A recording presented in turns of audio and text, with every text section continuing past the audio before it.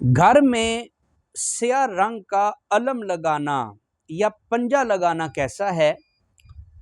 تو یاد رکھے کہ جب کسی کے گھر میں سیاہ علم لگا ہوتا ہے یا ہاتھ کا پنجہ لگا ہوتا ہے تو یہ ایک مخصوص مکتبہ فکر کے گھر کی شناخت کے طور پہ کام آتا ہے۔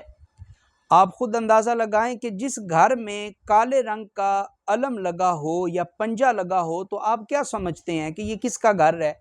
فوراً اس کالے جھنڈے کو دیکھ کر آپ کا ذہن ایک مخصوص مکتبہ فکر کی طرف چلا جاتا ہے۔ تو اب آپ اگر وہ علم وہ پنجہ لگائیں گے تو کیا ہوگا؟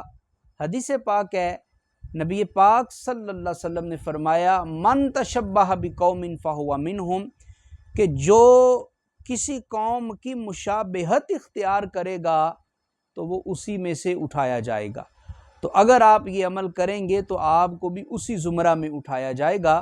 تو اس لیے ویسے بھی یہ علم یہ پنجہ لگانا اس کی نہ کوئی اس کا اجر ہے، نہ کوئی اس کا ثواب ہے، نہ ہی حضرت علی المرتضیٰ شیر خدا نے اپنے گھر میں لگایا، نہ آپ کے بیٹوں جناب حسن اور جناب حسین نے لگایا، نہ ان کے جو آگے بیٹے ہیں جناب امام زین العابدین، امام باقر، امام جعفر صادق رحمہم اللہ تعالی علیہم اجمعین، کسی نے علم نہیں لگایا۔